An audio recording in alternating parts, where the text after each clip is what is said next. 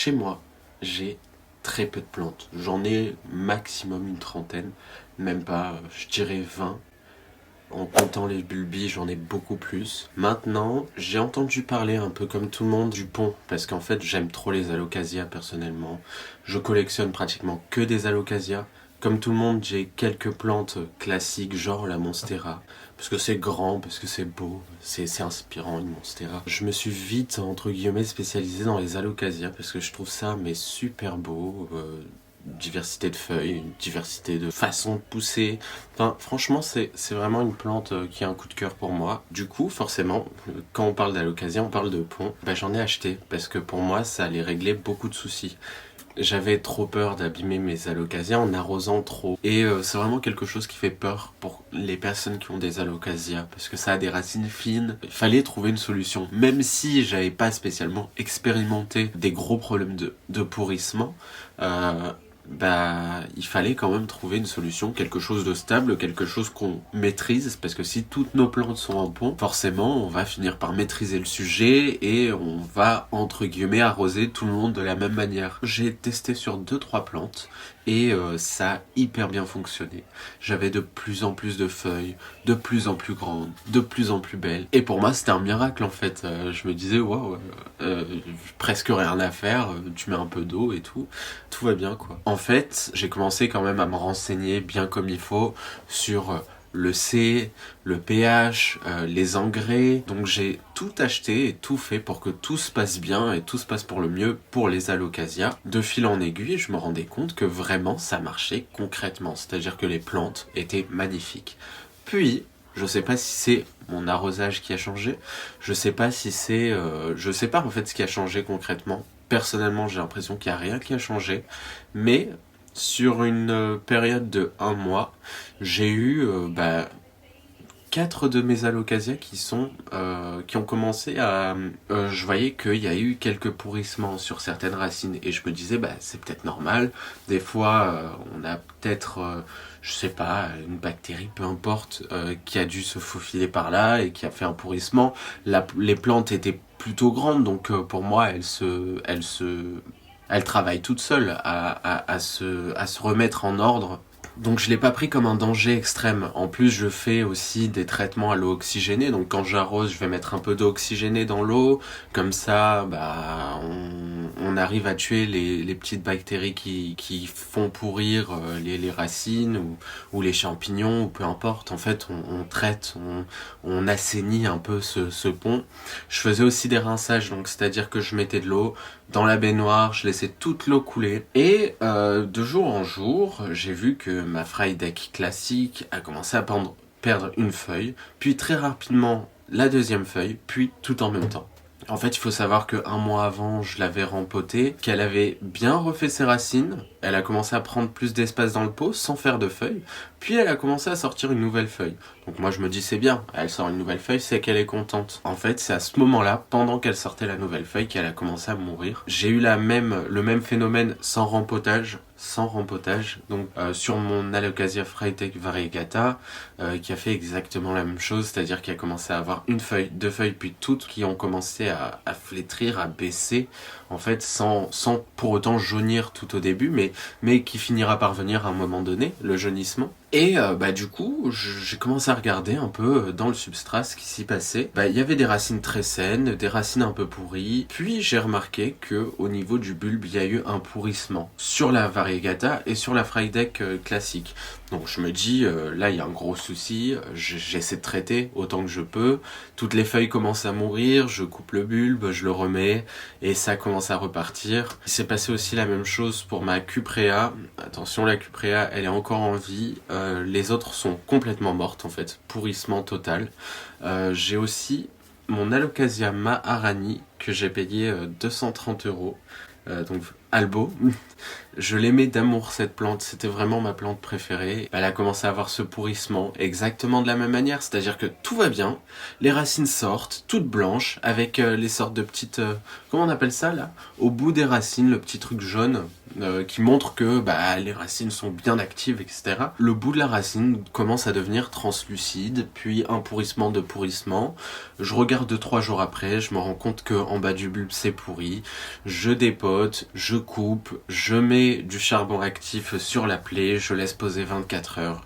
Je remets en sphaigne après avoir enlevé toutes les racines qui étaient abîmées. Et elle a pas survécu non plus, donc pour moi c'était une catastrophe, c'était vraiment ma plante préférée de tout mon cœur. Donc aujourd'hui où est-ce qu'on en est? Aujourd'hui, moi personnellement je pense repasser sur du terreau, je vais repasser sur du terreau.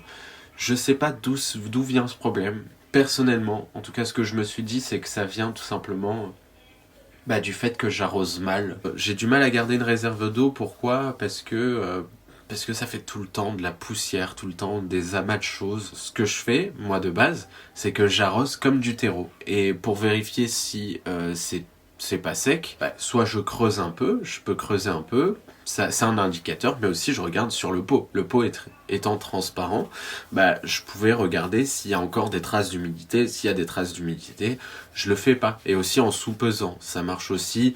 Donc avec l'habitude, tu vois que si le pot est lourd, tu sais que il y a encore de l'eau dedans. Si le pot est léger, ça veut dire que l'eau s'est évaporée. Voilà. Finalité, je vais repasser sur du terreau. Pourquoi? Le terreau, pour moi, c'est ce qu'il y a de plus simple.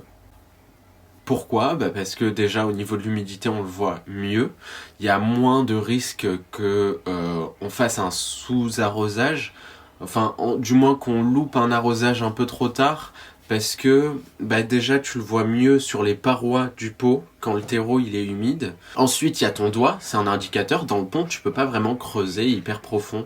Là, que ce soit avec un petit bâton en bois ou peu importe, tu peux essayer de voir jusqu'à où vient l'humidité en fait. Et c'est un hyper bon indicateur, quelque chose qui n'est pas possible avec le pont. Même si le pont est léger, peut-être que en fait c'est trop tard, peut-être que c'est trop tôt, ça peut être à pas grand chose, j'ai l'impression, en tout cas c'est mon impression. Du coup, d'où l'importance de savoir vraiment comment arroser, parce que les plantes elles ont besoin d'avoir au bon moment, j'ai l'impression, vraiment, surtout les alocasias. Il faut que ce soit au bon moment, l'arrosage. Quand tu loupes ce bon moment, il y a des risques de pourrissement, et voilà. Donc, aujourd'hui, ce qu'on va faire, hier, j'ai remarqué que ma Cuprea Red Secret avait du pourrissement aussi en bas du bulbe. Elle avait fait aussi un rejet, donc avec une autre Cuprea qui a poussé, d'ailleurs une une feuille comme ça, une assez grande feuille pour un bulbi. Je pense qu'elle tirait aussi l'énergie de la plante mère. J'ai remarqué que pareil, elle commençait à flétrir. Elle a perdu 2 feuilles en l'espace de même pas une semaine. J'ai regardé le bulbe parce que maintenant je commence à savoir qu'est-ce qui se passe. Non, je sais pas comment ça se passe, mais je sais à peu près ce qui se passe, en tout cas le protocole de ce pourrissement. Donc j'ai sorti la plante, j'ai enlevé toutes les racines. Toutes les racines, pourquoi je les enlève? Parce qu'elles sont toutes pratiquement pourries, donc dans le doute en fait j'enlève tout. Pour la maharani, j'avais pas tout enlevé et ça a permis au pourrissement en fait de remonter. Donc là j'ai bien coupé, j'ai traité hier au charbon actif, donc ça fait maintenant 24 heures. Donc j'ai tout simplement mis du charbon actif. En fait c'est des gélules personnellement que j'ai acheté dans une boutique naturelle. Voilà. C'est Aromazone. Donc chez Aromazone j'ai acheté des sortes de gélules à prendre en tant qu'humain de charbon actif. Et en fait quand tu les ouvres c'est du charbon actif. J'ai demandé à l'IA si ça changeait pas grand chose du charbon actif qu'on a l'habitude d'utiliser pour les plantes en agriculture. Et oui, effectivement, c'est la même chose, donc je vais pas me gêner en fait. Voilà, aujourd'hui on va rempoter cette plante comme on peut, en terreau, et voilà. Voilà. Bon, en fait, j'ai énormément d'alocasia à rempoter, mais en fait, je tiens à ce que il n'y a pas une feuille qui sorte, j'ai pas envie qu'elle pourrisse à l'intérieur ou je sais pas ce qui peut se passer, donc j'attends qu'elle soit déjà ouverte. Si là j'ai des feuilles comme celle-ci de cette plante, qui est en train de sortir, je vais éviter parce que j'ai pas envie qu'elle meure cette feuille. Donc je vais attendre qu'elle soit bien ouverte. Une fois qu'elle est bien ouverte, bam, rempotage. Et là elle fera sa vie. Donc aujourd'hui, ce que j'ai rempoté, comme j'ai dit, c'est la Cuprea. J'ai une petite Frydek aussi à rempoter qui a perdu une feuille. On va voir ce qui se passe dans le terreau, dans le pont, dans le substrat. On va voir ce qui s'y passe. Qu'est-ce que j'ai à rempoter? En même temps, je regarde en fait. Peut-être la mélo. En tout cas, je vous la montrerai, je pense, parce que je la trouve trop belle. Voilà. Même si j'ai plus la Maharani, j'ai toujours ma mélo. Pas Albo, pas Variegata, rien du tout. Juste ma mélo classique. À la suite, il y aura toutes mes allocasia que je vais rempoter. Donc, comme je vous ai dit, ce sera en fonction de quand la feuille sera sortie, quand elle est prête à être rempotée à mes yeux. Parce que je veux vraiment éliminer tout le pont. Je ne peux plus. C'est impossible de continuer comme ça.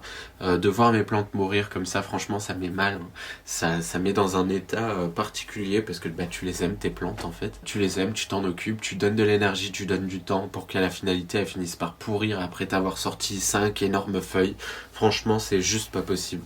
Donc, on passe sur du terreau. J'espère pouvoir mieux maîtriser. Et let's go pour le rempotage.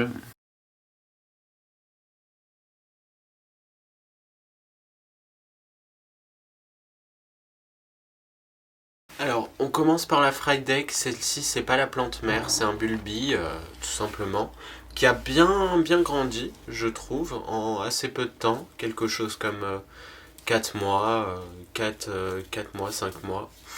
Voilà, donc on va voir l'état des racines. Je pense juste que la feuille est morte de par voie naturelle, hein, je veux dire. Là, je pense pas qu'il y ait de raison particulière de sa mort, donc à cette feuille. Je pense pas que c'est un pourrissement, mais on va quand même vérifier. Alors, je vais essayer de te zoomer un peu quand même. Voilà. Hop. Comme ça, tu peux bien voir. Bon, c'est bien humide, mais ça, c'est pas très grave.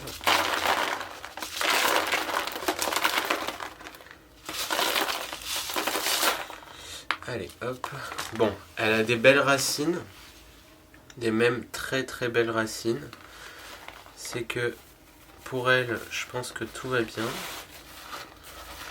Je sais pas si vous voyez les racines, je vais vous montrer. Elle fait même des bulbis. Ça m'étonne un peu. Aussi jeune soit-elle. Hop. Voilà l'état des racines. Donc franchement, elles sont magnifiques. Aucun problème là-dessus.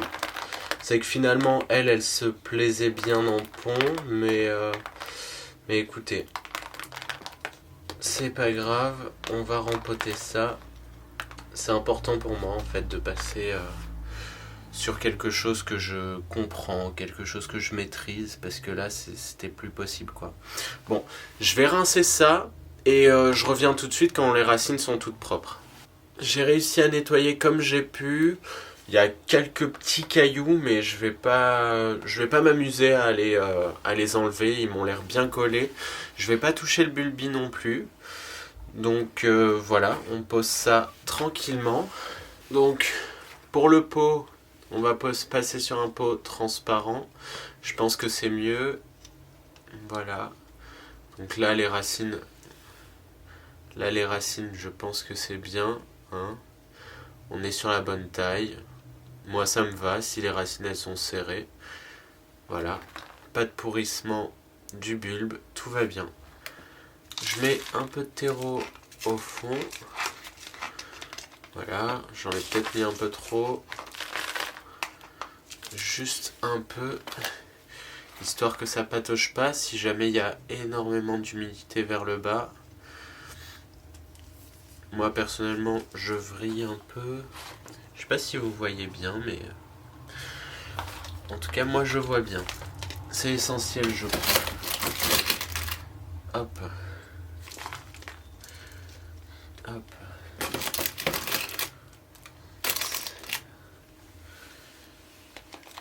Voilà. Je veux pas en foutre partout parce qu'au prix du terreau, hein, On va éviter de s'amuser avec ça. Hop. Voilà. Ok. Donc, on essaie de mettre ça droit. On tapote pour tasser. Ah, c'est qu'on Marcel aujourd'hui, hein. Ah non, je vais dans cette là. Ah, tu veux venir? Allez, bisous Elena, je finis. Bisous à toutes. À toutes. Donc, désolé, hop, on reprend. J'ai bien tassé autour. Du moins, je pense avoir bien tassé autour. Hop, on tasse avec le bout du doigt. Ça tient. Voilà. Je pense que c'est bon. Un peu une concentration de racines à ce niveau-là. Je sais pas trop quoi en penser. Écoutez, on verra bien. Mais sinon, ça m'a l'air pas mal. Au moins, je pourrais surveiller si les racines vont bien. La plante tient pas très bien. Hein. Enfin, elle tient, mais elle bouge un peu, quoi. Avec l'eau, ça devrait tenir mieux. On va rempoter la deuxième. Donc celle-là, c'est la Cuprea. Et hop, on a le deuxième pot. Donc celle-là, c'est bon, elle est rempotée. Hein. Je sais qu'elle est pas très droite, mais elle va réussir à se tenir droite toute seule à un moment donné. Donc un peu de terreau. Et là, je vais vous montrer du coup la Cuprea. Donc la Cuprea était en train de me sortir une feuille. Donc voilà, elle est pas petite non plus, hein, elle est moyenne. Voilà. Elle était en train de me sortir une feuille. Vous la voyez. Hop. Et il y avait un pourrissement, quoi. Elle m'avait sorti 2 inflorescences. Voilà. Donc elle, pareil, en fait, il y a eu la moitié du bulbe. Le bulbe, il arrivait là quand même. Hein. Donc il y a eu la moitié du bulbe qui était complètement mou. Donc qui dit mou dit pourrissement. Et comme je vous ai dit, j'ai mis un peu de charbon actif. Et j'ai laissé poser pendant 24 heures. Juste histoire que la plaie sèche et que on évite le pourrissement tout simplement. Donc les pots, bien évidemment, ils sont nettoyés par mes soins juste avant. Hein.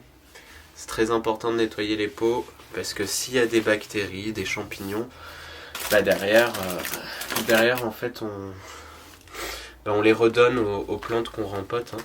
Je sais pas si c'est une bonne idée par contre de rempoter directement en terreau. Écoutez, on verra. De toute façon, si elle meurt, il y a d'autres exemplaires qui ont des racines. C'est vrai que ça m'embêterait beaucoup, mais bon, à un moment donné, en fait, je peux pas passer la plante en sphaigne, puis la passer en terreau, puis ci, puis ça. En fait, ça demande énormément de temps déjà de le faire comme ça. Donc, par contre, j'aimerais que ce soit pas trop... Alors attendez, je vous zoome un peu. Hop. J'aimerais que ce soit pas trop enterré. Là, c'est un peu trop enterré. Sauf qu'il faut qu'elle tienne la plante en fait. Et j'ai pas de tuteur. Voilà. C'est ça d'être équipé. Hein. Juste histoire de faire quelques petites racines. Peut-être que j'aurais dû la mettre en sphaigne en fait. Hein. Je sais pas. Écoutez. Bon voilà. Hein. Un peu fatiguée la plante, mais... Alors attendez, je recule. Hop. Elle est un peu fatiguée, mais ça va. Voilà. Là, juste un petit coup d'arrosage et normalement, on verra les racines dans 1 à 2 semaines. De toute façon, je vous tiendrai au courant sur ce qu'il en est de cette plante. Voilà. Donc pour l'instant, je la mets de côté. On va passer à celle-ci, donc son petit bébé. Ce qui m'étonne, c'est que elle fasse une feuille aussi grande alors que ça part de rien. Ça doit être un rejet. Hein. De toute façon, il y a des petites des petits débuts de racines là. Enfin, je sais pas si on les voit de toute façon. Là, il y a une sorte de petit nœud. Je sais pas si on appelle ça un nœud, mais voilà. Ici aussi, j'avais mis un peu de charbon actif. pour que ça sèche et il reste une racine. Celle-là, elle va directement partir dans la vitrine en sphaigne. Voilà. Voilà pour les petits pots avec la sphaigne. Donc c'est pas de la sphaigne verte, c'est de la sphaigne morte. Écoutez, ça marche très bien comme ça. Hein. La sphaigne, il faut jamais trop tasser parce que sinon on se retrouve avec une plante qui a étouffé. Encore une fois, les alocasias, elles adorent quand elles ont un substrat aéré, hein, donc c'est important de ne pas trop tasser. Mais il faut aussi garder une belle humidité. En fait, c'est un juste milieu à trouver. Là-dessus, il n'y a pas de...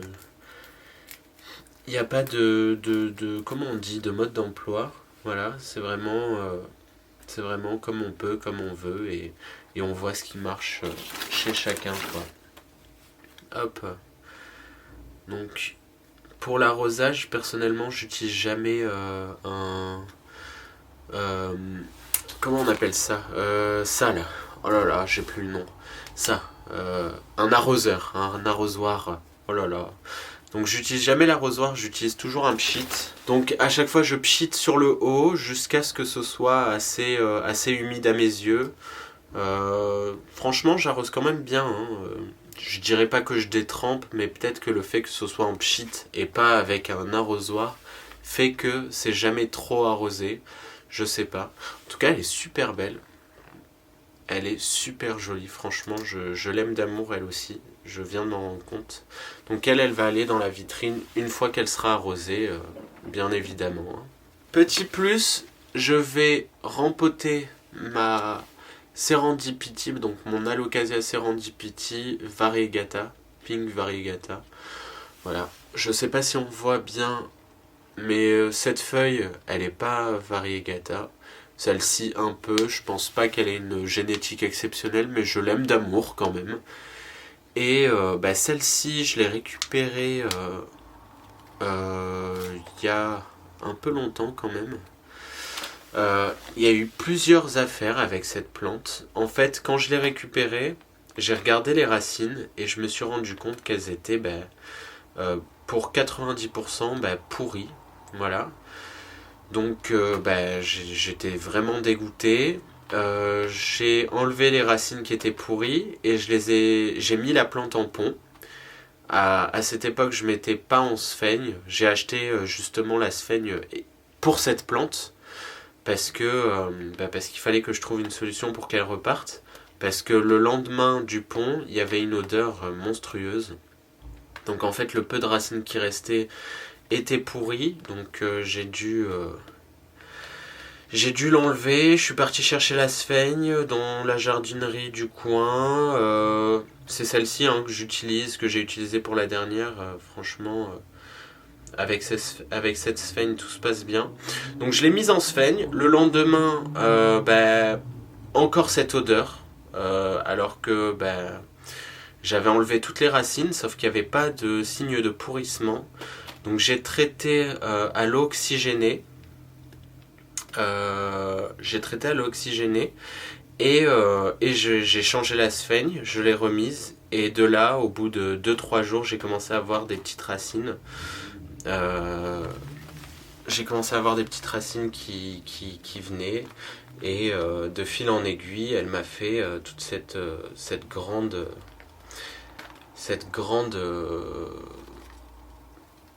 quantité de racines, mais là ça fait combien de temps que... Ah, je saurais pas vous dire ça fait combien de temps. Je l'ai changé une fois de pot sans toucher la motte, hein. J'ai pris directement la sphaigne du pot avec les racines ensemble et je les ai mis dans un plus gros pot. Bon, c'est pas un pot, c'est un verre en vrai.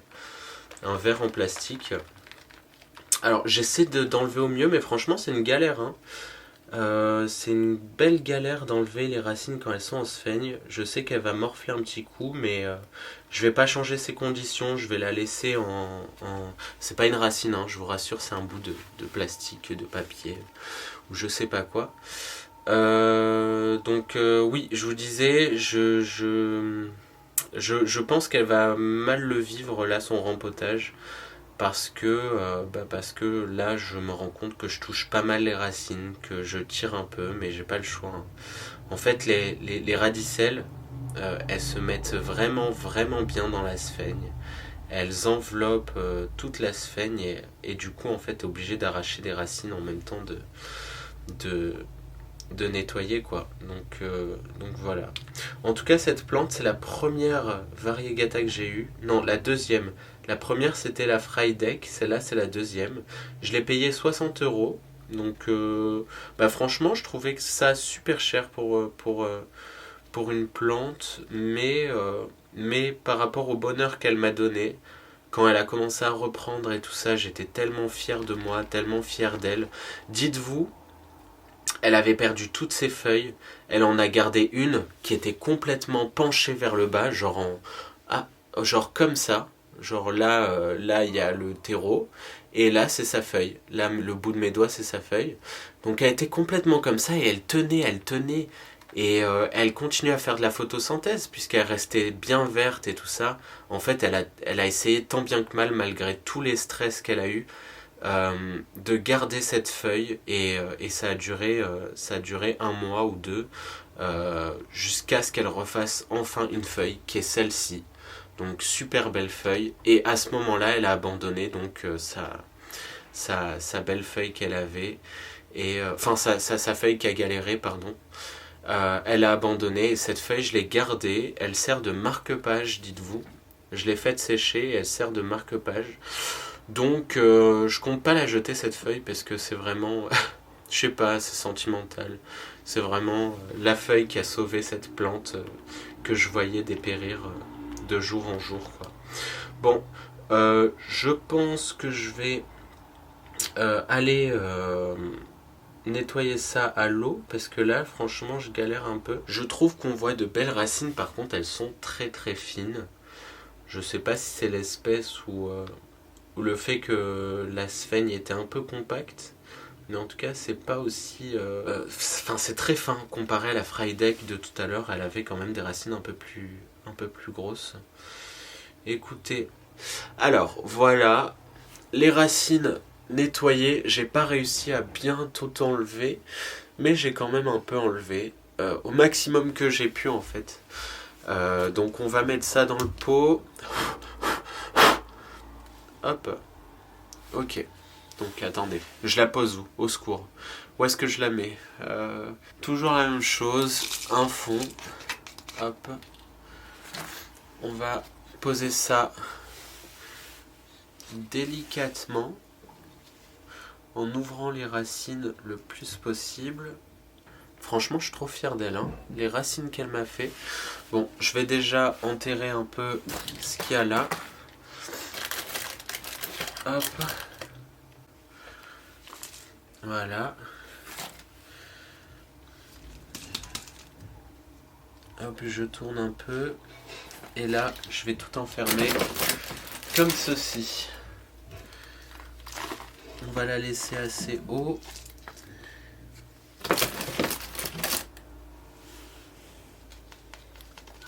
Hop. Ok. Donc là, je ferme. J'ai entendu un bruit. Il y a un fantôme chat. Ah non, c'est mon chat. Echo. Bon, tout va bien. On tapote, on tapote. J'essaie de tenir la plante en même temps. J'aime bien qu'elle soit aussi au milieu. Hop. Vu comment elle est en phase de croissance là, je pense qu'elle va bien s'adapter. Je change pas l'environnement. D'habitude les plantes, j'ai l'habitude, dès qu'elles sortent de la jardinerie ou de l'endroit où je les achète, en fait, j'ai l'habitude de directement les rempoter. Déjà qu'elles ont un changement d'environnement, en plus de ça elles ont un changement de substrat. Donc je les rempotais à l'époque en pont, hein, forcément. Et pour autant, elles ont toujours survécu, hein, tant qu'ensuite tu la stabilises bien et que tu lui permets et que tu lui laisses le temps sans la déranger de bien se remettre. En théorie, ça marche pas tout le temps, mais elle va bien derrière, quoi. Donc voilà, j'ai bien remis toutes les racines en ordre. Ça bouge un peu, encore une fois, quand on va mouiller, déjà ça sera plus, ça tiendra plus. Bon, bah ainsi fait, là on a rempoté les 3. Je vais bien mouiller tout ça, je vais mettre dans la vitrine, je vais vous montrer la vitrine aussi. Et voilà. Bon alors, mon eau est prête, mes plantes sont prêtes, et je vais arroser ça. Donc attendez, je vous mets pour que vous puissiez voir quand même, je pense que c'est important. Donc là, je suis dans mon évier, je mets ma plante droite, je retasse un peu en tout autour, j'aimerais bien qu'elle reste droite en fait. Et là, ce qu'on va faire, c'est tout simplement mouiller bien comme il faut. Hop.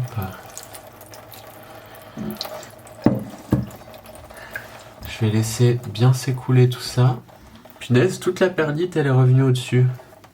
Et là, vous voyez, ça bouge moins. Là, elle est bien tenue, j'ai l'impression. Alors, je vérifie autour que le substrat est bien mouillé. On va remettre un petit coup quand même. On retasse juste autour pour que ça tienne. Et on y va. Hop. Voilà. Là, je vais laisser bien égoutter. C'est hyper important. Parce qu'on veut pas qu'il y ait de pourrissement. On y va pareil pour celle-ci. Hop.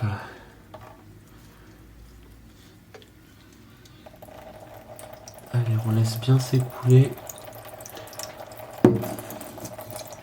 Voilà. Et voilà. Un peu de poche d'air ici. Hein.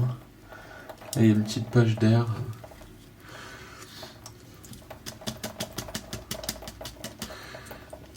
Hop. Je vais remettre un petit coup. Voilà. Voilà. Donc, je vais chercher ma petite plante en sphaigne. J'arrive tout de suite. On la laisse s'égoutter aussi. Je fais la cata. Hein. Franchement, c'est pas possible. C'est la cata.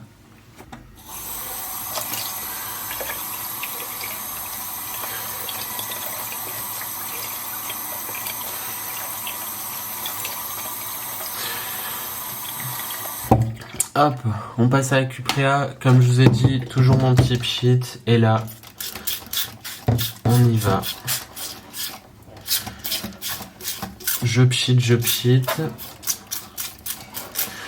Je regarde dedans. Je laisse un peu quand même, histoire que la sphaigne boive l'eau. Moi, je la réhydrate pas. Hein. Je sais qu'il y a des personnes qui réhydratent. Qui la laisse plonger dans l'eau, je sais pas, moi ça me parle pas de faire ça. Ça me parle pas du tout. Ça a toujours marché comme ça, donc écoutez. Voilà, là je pense que c'est bon. Je pense que c'est bon. Pareil, je masse un peu en bas pour laisser partir l'eau. Voilà. Ok. Pas très droite, mais ça devrait le faire quand même. Allez, je vais mettre ça dans la vitrine. Je vous montre la vitrine et voilà. Ah oui mince, j'ai encore oublié celle-là. Bon, bah je vais l'arroser et celle-ci, elle a été arrosée. C'est tout bon. Elle est contente. Voilà pour la vitrine. Donc ici, j'ai mis la Cuprea. Voilà. Là, on a une Dragon Scale. On a encore une Cuprea, une Jacqueline. La Serendipity. J'ai une Black Velvet aussi qui me sort une nouvelle feuille. Une autre Jacqueline qui a fait un rejet d'ailleurs. Bon. Et mon magnifique Alocasia Mélo que je trouve mais incroyable. La feuille est plutôt grande. Hein. Elle est pas petite en tout cas. Voilà. Et après, ici, il y a d'autres bulbilles. Il y a un tapis chauffant aussi. Enfin, Après, je sais que ça fait bizarre vu comme ça, mais il faut savoir que les bulbes d'Alocasia, ils ont vraiment pas besoin de lumière quand ils grandissent.